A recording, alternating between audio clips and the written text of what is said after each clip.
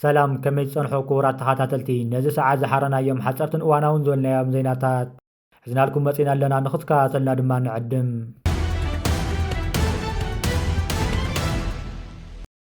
እስራኤላዊ ካህን ዩኑስ ደቡባዊ ቃዛ ኣብ ዝርከብ ሆስፒታል ናስር ብዘካየደ ተኻልኣይ መጥቃዕቲ ንዓለም ለኻዊ ሚድያ ሰርሑ 5 ጋዜጠኛታት ዝርከብዎም 20 ሰባት ተቐቲሎም እቶም ጋዜጠኛታት ንሮይተርስ ኤፒን ኣልጀዚራን ዝሰርሑ ምዃኖም እተን ማዕኸናት ዜና ድማ ኣፍሊጠን። ካብዚ ብተወሳኺ 4 ሰራሕተኛታት ጥዕና ከም ዝተቐተሉ ውድብ ጥዕና ዓለም ኣፍሊጡ ዝተዘርግሐ ቪድዮታት በቲ ፈላማይ መጥቃዕቲ ዕላማ ዝኾኑ ንምርዳእ ናብቲ ሆስፒታል ዘምርሑ ሰራሕተኛታት ይወዳድሕን ተኸቲሉ ብዝተፈጸመ መጥቃዕቲ ግድያ ዝኾኑ ድማ የርኢ። ቀዳማይ ሚኒስተር እስራኤል ቤንጃሚን ኔታንያሆ እዚ ክስተት ዝሕዝን ክስተት ብምባል ወታደራዊ ሰመዝ ዓሚቕ ምርመራ የካይዱ ከም ዘለዉ ድማ ተዛሪቡ። እዞም ሕዚ ኣጋጢሞም ዘለዉ ሓደስቲ ቅትለታት ኩናት ቃዛ ካብ ዝውላዕ ክሳብ 2023 ኣትሒዙ ብእስራኤል ናይ ዝተቐተሉ ጋዜጠኛታት ኣብ ኣሳት 200 ብር ይኽዎ ኣሎ። ብመሰረት ናጽነት ፕረስ ንክሕሎ ዝቃለስ ኮሚቴ ድሕነት ጋዜጠኛታት እቲ ኣብ ቃዛ ዝካየድ ዘሎ ኩናት ኣብ ታሪኽ ካብ ተሰነዱ ግጭታት ኣዝዩ ቀዛፊ ኮይኑ ኣሎ። ኣብ ዝሓለፈ 2 ዓመት ብዙሓት ጋዜጠኛታት ብዙሓት ከም ዝተቐተሉ ዝሓበረ ሲቢጄ እዚ ድማ ብደረጃ ዓለም ካብ ዝሓለፉ 3 ዓመታት ካብ ዝተቐተሉ ጋዜጠኛታት ዝያደ ከም ዝኾነ ፍሊጡ ኩናት ቃዛ ካብ ዝውላዕ ኣትሒዙ ዓለም ለኻውያን ጋዜጠኛታት ብገዛ ርእሶም ናብ ወሽመጥ ቃዛ ከኣቱ ብእስራኤል ከም ዘይተኸልከሉ ይፍለጥ። ገለ ጋዜጠኛታት ኣብቲ ትሑት ጽቡቕ ምቁፅጻር ሰራዊት እስራኤል ኮይኖም ናብ ቃዛ ከኣቱ ድማ ተፈቒድሎም እዩ። እዚ ድማ ዓለም ለኻውያን ማዕኸናት ዜና ንዝበዝሐ ፀብፀባት ካብ ከባብያውን ሪፖርተራትን ዝተመርኮሳ እየን። ብሰኒ ካብቲ መጥቃዕቲ ዝተፈጸመሉ ቦታ ዝተዘርግሐ ተንቀሳቓሲ ምስሊ ነቲ ፈለማ ዝተኻየደ መጥቃዕቲ ስዒቡ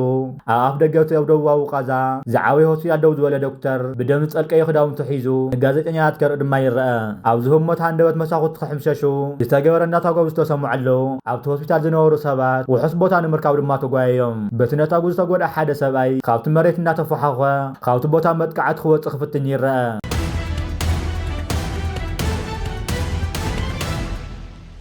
ብኻሊእ ዜናና ድማ ኣብ ክልል ትግራይ ዞባ ማእኸል ወረዳ ሕፈሮም ብሓደጋ መኪና 13 ሰባት ከም ዝሞቱ ካብቲ ከባቢ ዝተረኸበ ሓበሬታ የምልክት። እቲ ሓደጋ 19 ነሓሰ 2017 ግእዝ ንግሆ 11:20 ጣብያ ሰፍኦ ብፍሉይ ሽሙ መቃይሕ ዝተባሃለ ከባቢ ከም ዘጋጠመ ቤት ጽሕፈት ጸጥታ ምምሕዳር እቲ ወረዳ ኣፍሊጡ።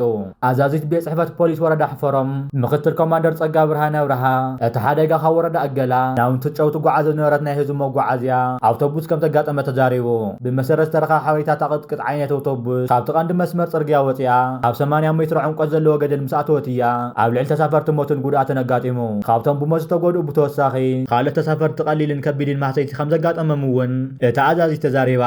በቲ ሓደጋ ጉድኣት ዝወረደ መስታ 30 ዝኾኑ ተሳፈርቲ ሕክምናዊ ሓገዝ ይረኽቡ ከም ዘለውን እንቅቲ ሓደጋ ዛጊድ ከም ዘይተፈለጠ እታ ኣዛዚት ወሲኻ ሓቢራ። እቲ ሓደጋ ዘጋጠመ ወራዲ መርዓለይቲ ክኸዱ ምስ ሓደሩ እዩ። ጠንቅቲ ሓደጋ ግን ክንፈልጥ ኣይከኣልናን ኣብ ምፅራይና ዘለና ክትብል ኣፍሊጣ። እታ መኪና ልዕሊ 45 ሰባት ተሳፊራ ትጓዓዝ ዝነበረት ናይ ህዝቢ መጓዓዝያ ምዃና ድማ ተኣዛዚ ሓቢራ። እቲ ቦታ ሕማቕ ኮረኮንቺ እዩ፣ ሓደገኛ መንገዲ እኳ እንተበለት ኣብ ቀረባ እዋን ኣብቲ ከባቢ ተመሳሳሊ ሓደጋ ከም ዘጋጠመ እያ ትገልጽ። ቅድሚ ሕጂ ግን ልዕሊ ዓቐን ምፅዓንን ካልኦት ፀገማትን ዘስዕቦ ኣብቲ ከባቢ ሓደጋ የጋጥም ከም ዝነበረ ዘኻኺራ። እቲ ናይ ሕጂ ግን ጠንቁ እንታይ ከም ዝኾነ ገና ነፃር ኣለና ዝበለት ኮይና ድምፂ ወያነ ግን ኣብቲ እዋን ሓደጋ ዘጋጠመሉ ለይቲ ድምፂ ተኹስን ጠያይትን ከም ዝተሰምዐ ካብ ነበርቲ ከባቢ ዝተረኸበ ሓበሬታ ጠቒሳ እቲ ሓላፊት ምዝረባ ቃሊሓ እያ።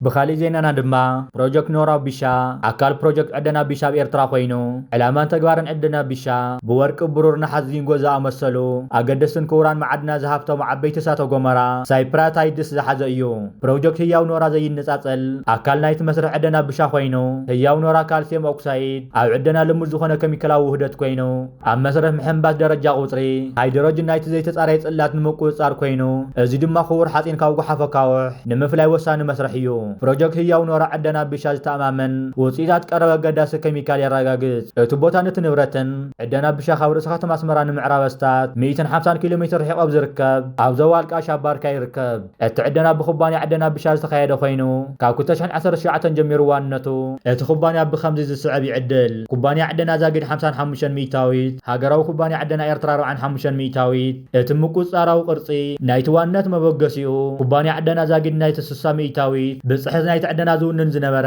ካናዳዊ ነቬስ እንድሕሪ ምውሳዱ እዩ። ፕሮጀክት ከባቢ ቢሻ ሓደ ካብኣቶም ኣብ ዕደና ቢሻ ዘካይዱ ዘለዉ ፕሮጀክታት እዩ።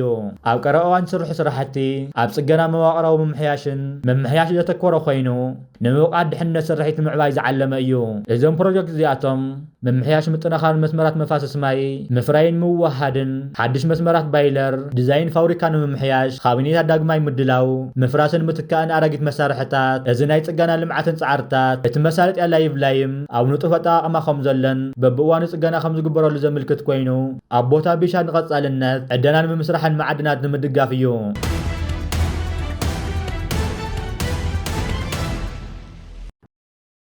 بخالي زيننا دما حدا مرة خونا هاجر جوز جوزو زخنا كوبانيا نايت هاجر مس منجس يرترى بمسما نبي يرترى بمؤتاو ما أدي سرحت أبايتي أطف مخاون حاطير حبايت هزار جحير كولا بتوسخ زمر خو قدمو نبي يرترى جاتو كوبانا نايت هاجر مسنا يرترى كوبانيا بمتحبر أو اشتغلت ماس مرة سرحت الناس لا يركب كم زلا أبت حبايتو قاليت يركبلا هزون منجسين يرترى جاتي مزركو زلو مدرخات هنسات المعات المعوالا واشتاو عقمتاتهم خكايد وصانو خينم أبز حج وانجن مس مشاركة أكلات هاجرات بمتحبارات قسقاساتن حيال بزخونه نهر مغصالو او كمزي عينت مسرحات تاعتي زركب زلو خينو اقدمون ابير ترازاتو خبانيا ناي هاجر غبصي او وشت ختم اسمرا قد سرحات يسلاسلكم زلو ابز حلف زينا نواخم بيلنا نيرنا بزي كازي ناي غبص خبانياتات ابز حجنيا نركب زلنا قنيات ناي فرنساي طليان خبانيا ناي ترا بمؤتاو اب دهتاس نداد اندهتاس معدناتن توافيرم يركبو خم زلوون كاوشت يرترا زوط زيناتات يملاختلو ابز حدش مدخات هنصات ملمعاتن معوالن مسكم زيوم زولو غزفات خبانيات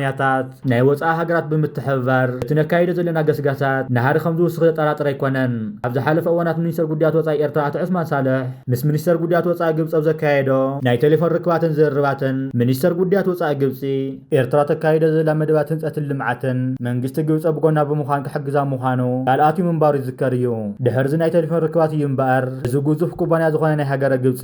ናብ ኤርትራ ብምእታው ኣብ መዳይ ምስራሕ ኣባይቲ ክነጥፍ ምዃኑ ኣብዚ ሓበሬታ ወፂኡ ዝርከብ ዘሎ ህዝብን هاجرنا ولمعتها وقسقاس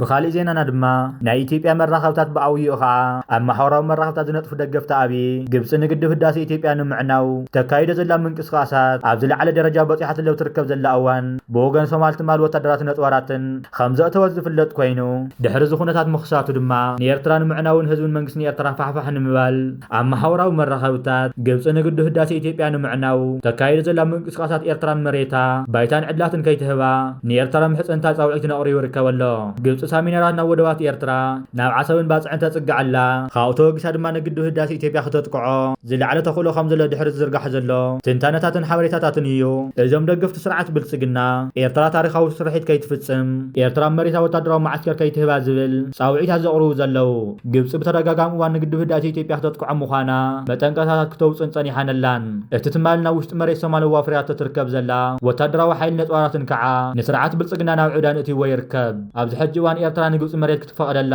የብላን ዝብሉ ዘለው ስርዓት ኢትዮጵያ ድሕርቲ ስርዓት ብልጽግና ንኤርትራ ወሪራ በመሓዝ ወደብ ዓሰብ ክንመልሳ ኢና እናበሉ ዕጉርጉር ዝቆነ ኩነታት ምዃኑ እዩ ጉዳይ ዓሰብ ድማ ውፅእ ውቅዒ ዘሎ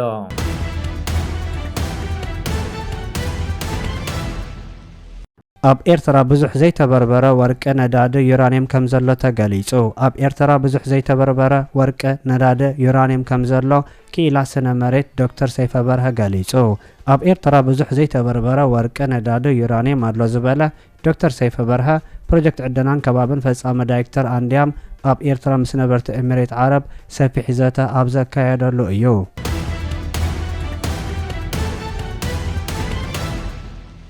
خبركم من خبركم تحدثتنا نص ساعات زحرنا يوم حصرتن وانا زولنا يوم زيناتات نتم كنت كاتلوم صناحهم مسل نيرم او تقصل بخالت حبيتا خصام نراخب سلامنا تمننا ببزلخ سلامنا عخم يخون سلام